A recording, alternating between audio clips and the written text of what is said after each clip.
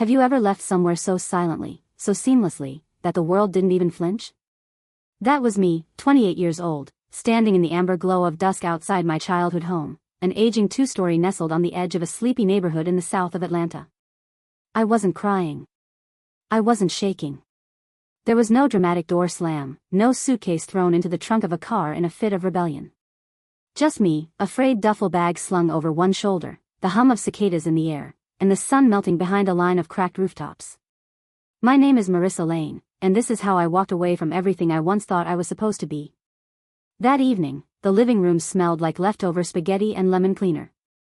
Mom was curled up in her favorite chair, deep into an episode of a home makeover show she never missed. Dad was at the dining table, muttering under his breath at an insurance spreadsheet he had clearly printed 3 times too many. My brother, Logan, 34, and still acting 20, was sunk into the couch cushions like furniture himself, controller in hand, yelling at some online teammate through his headset. None of them looked up when I passed through the hallway. None of them asked why I wasn't dressed for work. Not one voice called after me. I slipped out like smoke. It had been a long time coming. 6 months of silence stretched ahead of me now, but the real break began long before I ever packed that bag. The new apartment was tiny, 3rd floor, no elevator. The walls were so thin I could hear my neighbor's alarm clock buzz every morning at 6:30 sharp, and the plumbing made this old metallic gurgle every time someone flushed a floor down. But it was mine. The first space I had ever lived in where I didn't feel like a placeholder for someone else's comfort. I remember the night I moved in clearly. I set down a cup of peppermint tea on the chipped coffee table, curled into a hand-me-down couch from Craigslist, and stared at the phone blinking nonstop beside me. Texts from Mom. Missed calls from Dad. Voicemails from Logan, whose contact name I hadn't changed since high school. Big bro, try not to answer, face with tears of joy. Same 3 names, over and over. Like a broken clock stuck on help. I didn't reach for it. Instead, I pressed my palm to my forehead, trying to chase away the spinning, that kind of mental vertigo that comes when your body finally slows down after years of being on autopilot. A tiny part of me wondered, what if this is what peace feels like? I was supposed to be the dependable one. The fixer. The daughter who never said no. When I was 19, I worked 3 part-time jobs while going to college full-time. By 21, I had a degree in finance and a job offer from a respected investment firm downtown. A full ride to Georgia State had been my way out, my ticket to something better. And yet, no matter how far I climbed, I never really left that house. My parents' problems had a way of following me like a second shadow. Need groceries? Marissa will handle it. Car payment slipped again? Just text Marissa. Logan needs another restart? Tell Marissa he's trying, and she'll fork over the cash without question. It's not that I didn't love them, I did. Or maybe, more honestly, I loved the idea of family. The kind where sacrifice meant something, where your efforts were met with recognition or even the smallest shred of appreciation. But I wasn't getting that. Not then. Not ever. One night, about a month before I moved out, my best friend Callie, a nurse with a laugh that could fill a room, asked me, "Do they even know who you are when you're not paying their bills?" I remember freezing. We were sitting on her balcony, drinking cheap rose out of mismatched mugs, and she had just given me a soft fleece blanket for my birthday. It was the first present I'd received in 3 years. That question haunted me. Did they? Or had I become so entangled in being the reliable one, that they forgot I was a person with my own dreams, needs, and limits? Callie had grown up differently. Her family wasn't perfect, but they had boundaries. She once told her dad no when he asked to borrow money, and he actually thanked her for her honesty. I remember being in awe. In my world, saying no was betrayal. When I first told my mom I wanted to move out, her response wasn't surprise or sadness, it was confusion. Why? She asked, like I had said I was moving to the moon. We need you here. Not we miss you. Not we're proud of you. Just we need you. That told me everything. That final week before I left, I started noticing all the things I had once overlooked. How Dad only spoke to me when he needed something typed or calculated. How Mom would brag about Logan's 5th grade art award at dinner, as if it had happened yesterday. How Logan, unemployed again, had the audacity to ask if I could upgrade the Wi-Fi to help with his creative process. The invisible rope that bound me to that house. It had frayed. And I had started snipping the threads quietly, one obligation at a time. The night I left, the city felt like it was exhaling for me. I remember walking to my car, the sidewalk slick with rain, streetlights buzzing faintly overhead. The air smelled of damp leaves and hot asphalt. I paused, staring up at the cloud-streaked sky and whispered to no one in particular. I'm done. Not angry. Not broken. Just done. We'd love to know where you're watching from. It means so much to have you here. If you're new, please give us a like and subscribe to be part of this warm and growing community. The apartment didn't have much, just a creaky twin bed, a mismatched set of plates from a yard sale, and a single lamp that hummed faintly if I left it on too long. But what it lacked in luxury, it made up for in something far more precious: silence. I could hear myself think again.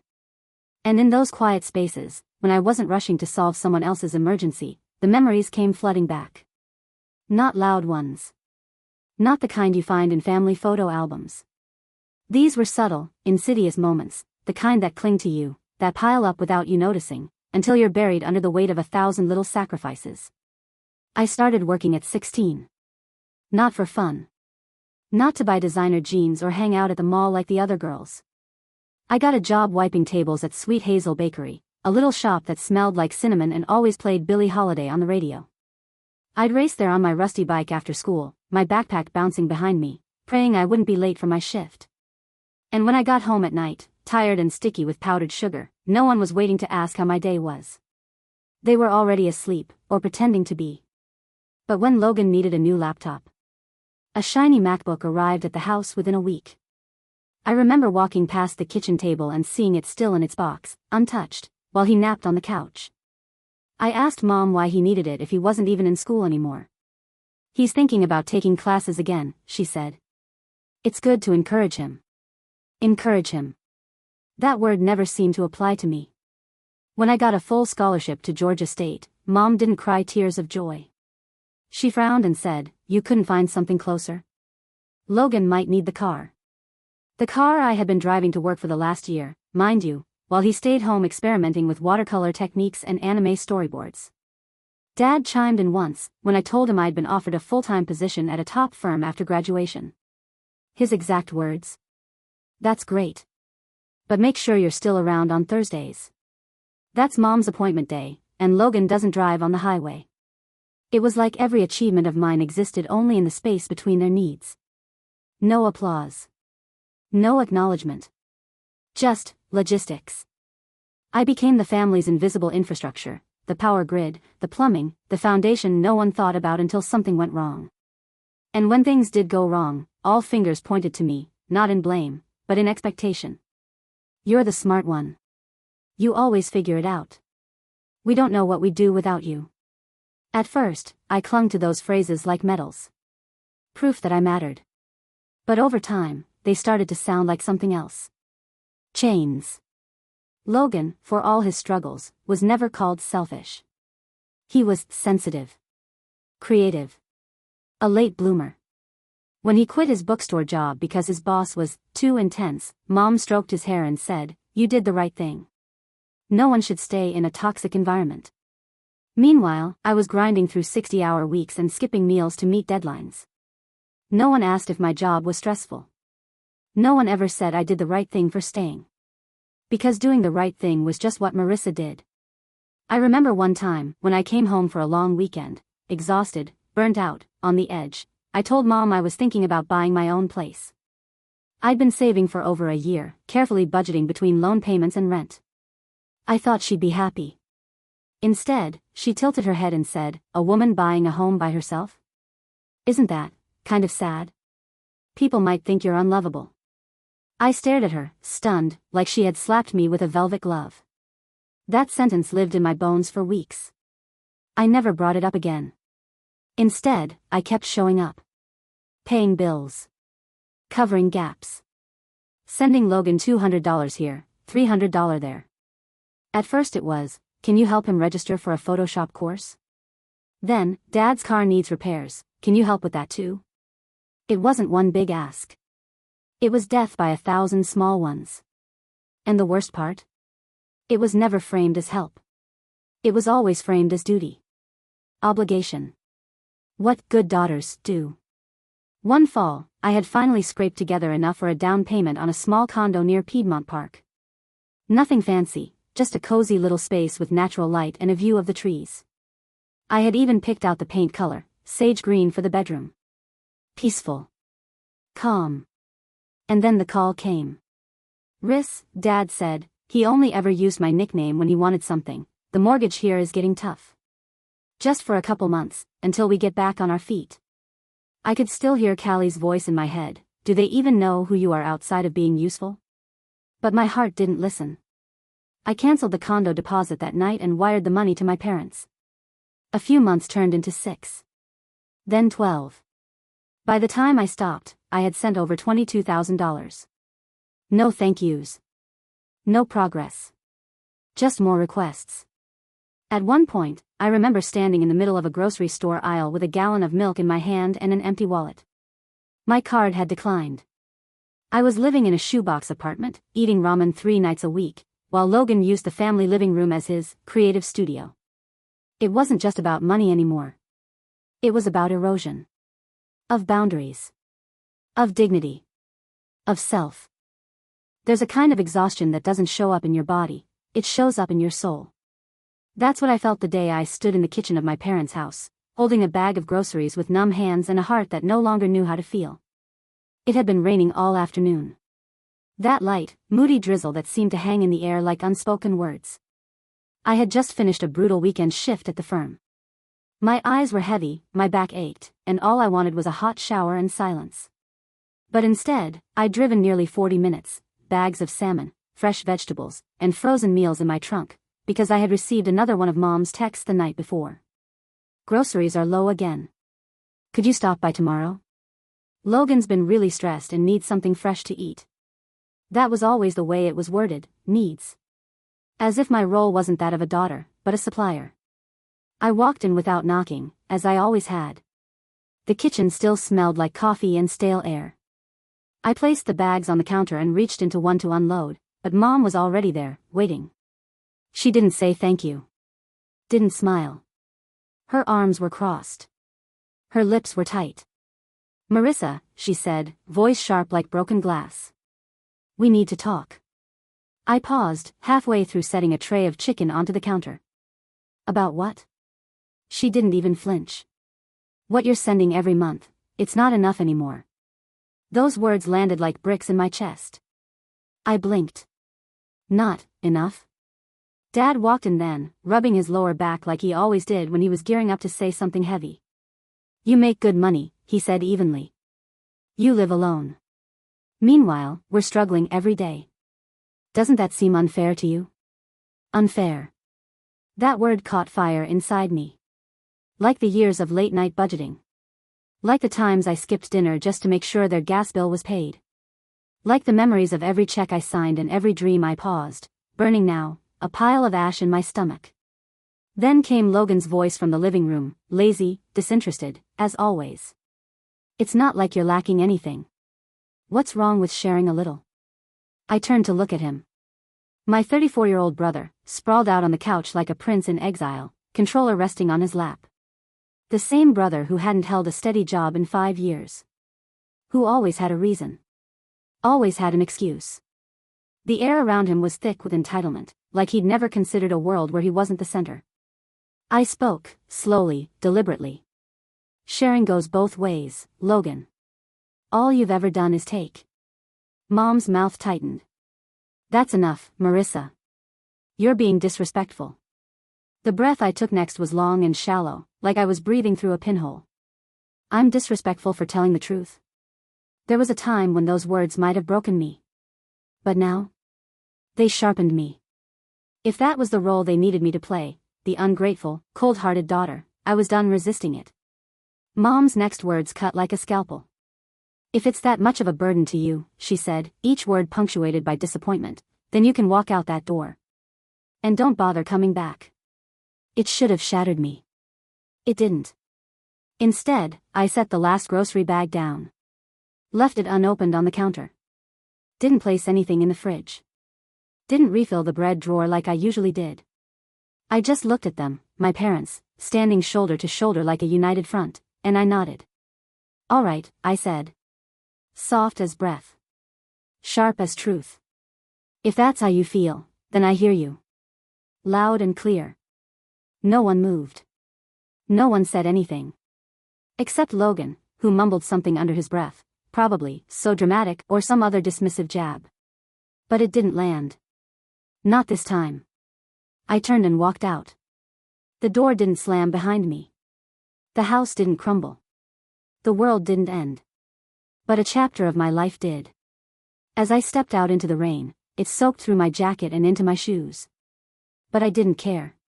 Because for the first time in over a decade, I wasn't leaving out of obligation. I wasn't running on fumes. I was simply done. That night, I didn't drive straight home. I stopped at a gas station, a quiet little place on the edge of town with buzzing fluorescent lights and a sleepy cashier who didn't look up as I walked in. I leaned against the steering wheel for a long while, phone in hand, scrolling through the names. Mom. Dad. Logan. And one by one, I hit block. No drama. No ceremony. Just release. It wasn't about punishment. It was about peace. That same night, I called Callie. She picked up on the second ring. You okay? She asked immediately, her voice like a lifeline. I didn't answer right away. My throat was thick. But eventually, I whispered, I walked away. Her breath caught, and then she said, Good. I'm proud of you. And for the first time in what felt like years, I believed someone. In that moment, a memory surfaced. One I hadn't thought of in years. When I was 24, I once loaned Logan $500 to take a digital art workshop in Chicago. I even helped him book the flight. He promised to bring back a portfolio. Instead, he came back empty-handed and said the class was too rigid. I asked him if he'd return the money. He just laughed. I'm your brother, he said. We don't keep tabs like that. But the truth was, I did. Not because I needed the money, but because I needed him to care. He never did. And that's when I realized, I wasn't walking away from a house. I was walking away from people who chose their comfort over my life, again and again. There's a strange kind of peace that comes after a storm, not the quiet of safety, but the stillness of aftermath. That's what the days after I blocked my family felt like. I wasn't celebrating. I wasn't grieving. I was just still. My apartment, modest and sun-drenched by morning light, began to feel more like home. I started sleeping better. I lit candles in the evening, drank tea from a real mug instead of a travel cup, and read novels I'd always meant to finish. I was no longer sprinting through life, breathless from someone else's emergencies. My bank balance was low, but it was mine. My groceries were cheap, but no one judged me for eating toast and eggs 3 nights in a row. There was no one to disappoint here. No one to guilt me. But even in the stillness, the shadows found ways to crawl in. Exactly 3 months after I walked away, it began again. It started with a text from Mom. Marissa. Your father just got a letter from the bank. Please call us. Something's going on. I stared at it for a full 5 minutes before setting the phone face down on the table. Something, I knew, wasn't going on. That something was never health or safety. It was always the same story, wearing a new coat, money. A few days later, another message arrived. This time from Dad. We need to talk. The house situation can't wait anymore. I didn't reply. The next week, the calls came. First calm. Then pleading. Then, as always, accusatory. Are you really going to abandon your parents? Everyone's struggling. You're letting your family sink just because of your pride. The last one was from Logan. It stung, but not because it was mean, because it was expected. I changed my work number the following day. But then came the message that stopped me cold. It was a voicemail from Dad, left just after 10 p.m. I'd had a long day at work, and as I was locking up my office, I saw the notification on my screen. Marissa. Why haven't you paid the mortgage this month? The bank's pressing us now. It was like being splashed with ice water. I stood there, frozen in the office hallway, unable to move. I had stopped all financial support months ago. I had made that decision with painful clarity. And yet, He spoke as if it were still my responsibility, like I had missed a payment on my own house. I didn't sleep that night. My thoughts churned, and a gnawing feeling took root in my gut. Something wasn't right. My instincts had been dulled by guilt before, but this time I listened. The next morning, I opened my laptop, made a cup of tea, and logged into the old bank account I had used to transfer mortgage payments to my dad's name. I had never thought to check it before. I trusted them. I thought, foolishly, that love meant trust by default. The transaction history loaded slowly. Every payment I'd ever made, documented down to the last cent, was there. But something was missing. Something huge. The last mortgage payment made from that account? 8 months ago.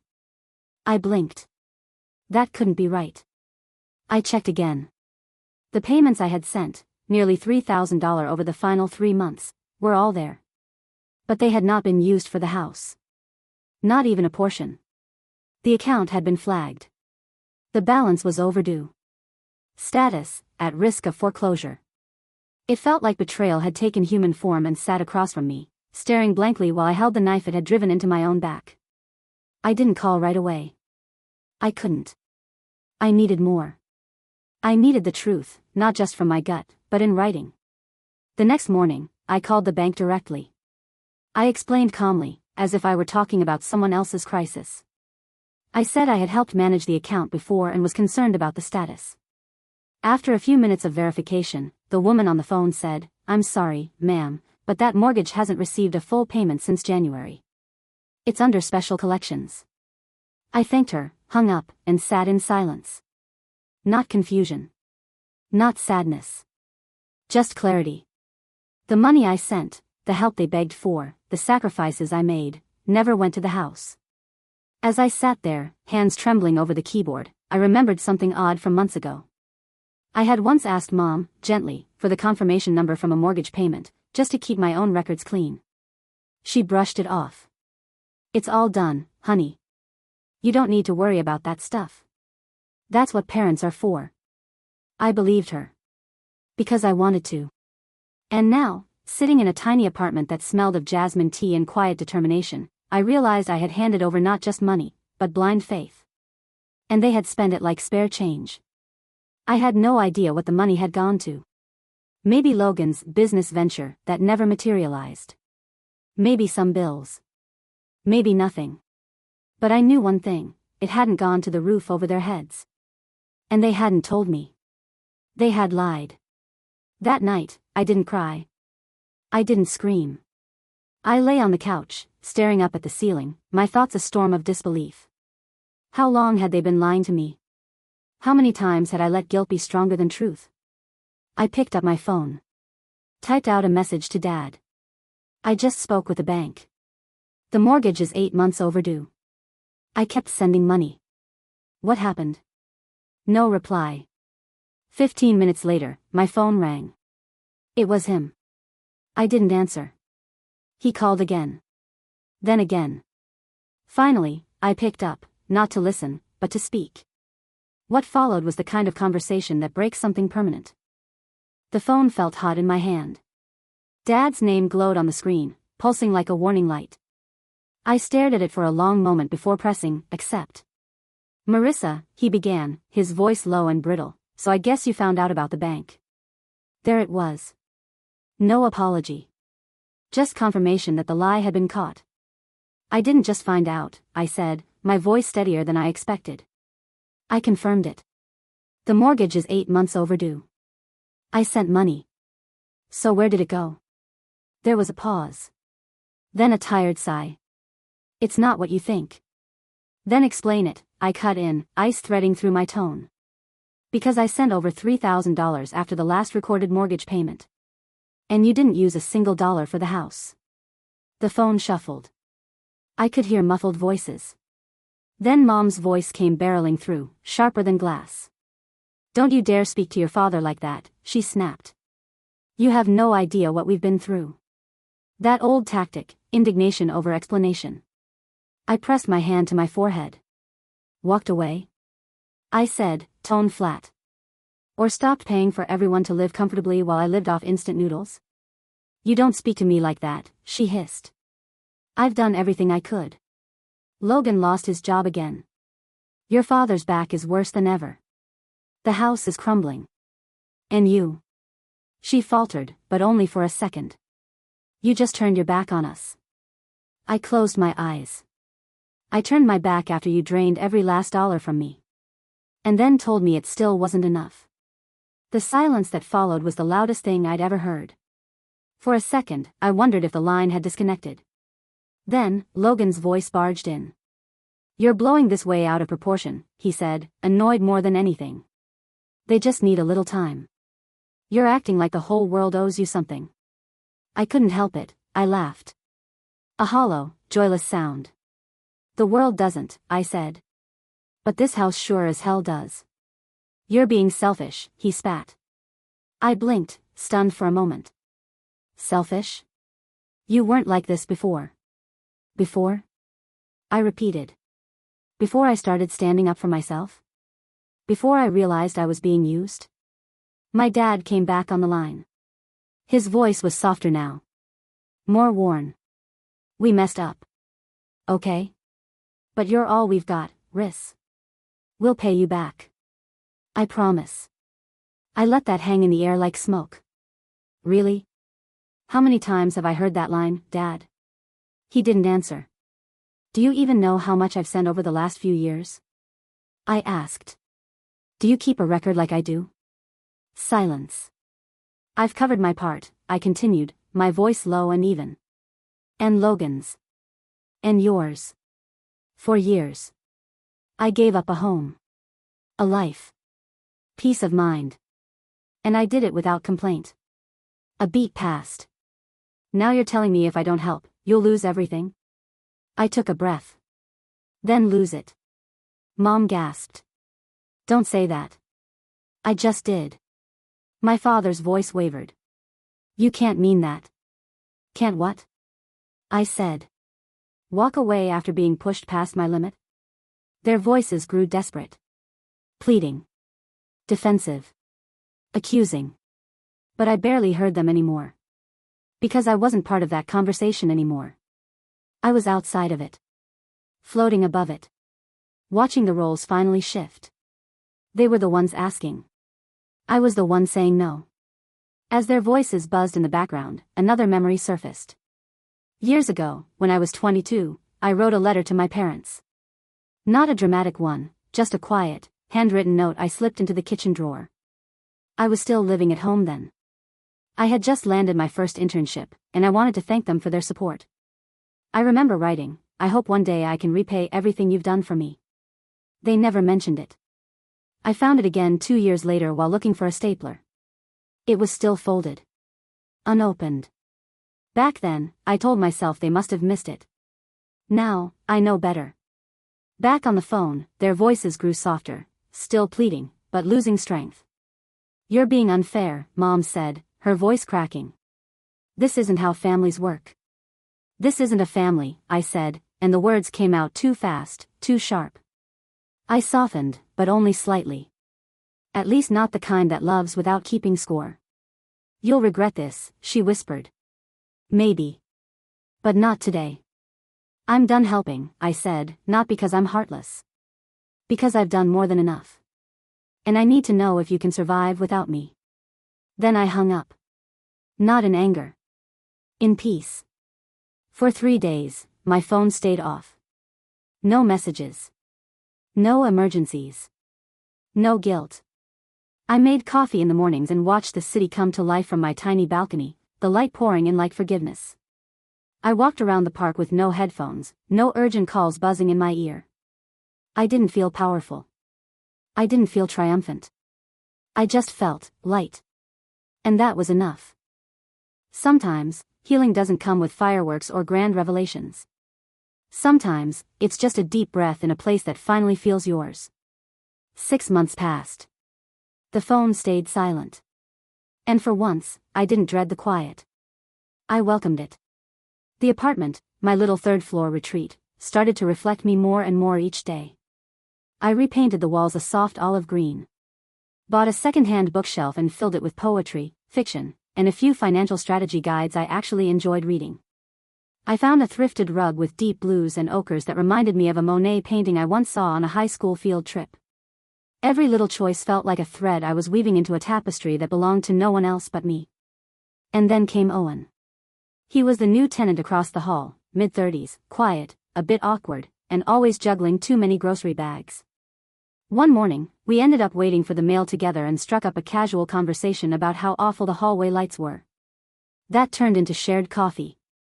Then weekly walks in the park. Then silence that didn't feel tense, but comforting. Owen had his own ghosts. A brother who vanished after their parents died. A childhood that felt more like a battlefield than a home. But unlike what I'd come from, Owen never asked for anything. He just showed up, with kindness, with laughter, with questions that weren't about what I could do for him, but about who I was. One afternoon, I told him the whole story, everything. He didn't interrupt. When I finished, he didn't offer advice or pity. He just said, "I'm proud of you." That's a hard kind of bravery. No one had ever said that to me before. Not like that. I still get the occasional wave of guilt. Sometimes I'll pass a house with peeling paint and wonder if theirs looks the same now. Sometimes I lie awake at night and imagine the call that might come, about an illness, a foreclosure, an ending. But I don't pick up the phone out of obligation anymore. I let the silence answer for me. Because in the space where their voices used to fill every corner of my life, I've planted new things. Boundaries. Peace. And the fragile, beautiful seed of self-worth. The kind that doesn't grow when you're being drained. The kind that blooms only when you stop apologizing for choosing yourself. I wish I could say that after I hung up, I never looked back. That I closed the door on my past, wiped my hands clean, and walked into the sunset, free. But guilt doesn't work like that. It's not loud. It doesn't yell. It whispers, at night, in the quiet, when your defenses are down and your heart starts reaching backward. The first week after that call, I felt powerful. Clean. Like I'd finally set down a backpack full of bricks I didn't know I'd been carrying. But by week 2, the questions started trickling in. What if they really lose the house? What if Mom gets sick? What if Dad collapses one day and Logan doesn't know what to do? And worse. What if I was wrong? I didn't talk to anyone about it. Not even Callie. It felt complicated. Like admitting the guilt meant maybe I hadn't made the right choice. So I kept it tucked away. Until the night I cracked. It was a Thursday. I'd stayed late at work finalizing a budget proposal, and by the time I got home, the streets were already glossy with rain. I microwaved some soup, curled up on the couch, and out of sheer muscle memory, opened my old voicemail inbox. There were new ones. From Dad. If you don't help, we're out of options. From Mom. You'll regret this. That house means everything to me. And Logan's voice, sharp and tired. You're letting this family fall apart over pride. I listened to all 3. Twice. The soup went cold in my lap. And for a moment, I really did wonder, am I heartless? That night, I dreamed about Mrs. Barlow, our old neighbor from when I was a kid. She was in her 60s, lived alone in a tiny white bungalow with lace curtains and a garden full of marigolds. She used to invite me over for lemonade in the summers. I was probably 10. Once, after hearing Dad shout about bills through the open kitchen window, she sat me down and said something I didn't understand at the time. Marissa, love doesn't mean giving until you're empty. That's not generosity. That's surrender. I woke up at 4:13 a.m. with her voice in my head. I sat up, heart pounding. She had seen it even then. Even as a child, I had worn that backpack of guilt. The next morning, I deleted the voicemails. All of them. I didn't do it with spite. I did it with mercy. Because replaying those voices wasn't helping anyone, not them, and certainly not me. I made a new playlist. Cooked myself a real breakfast. Took a walk under the trees in Piedmont Park and let the wind tangle my hair without worrying if I looked put together. That day, I did something simple but radical. I lived. Just for me.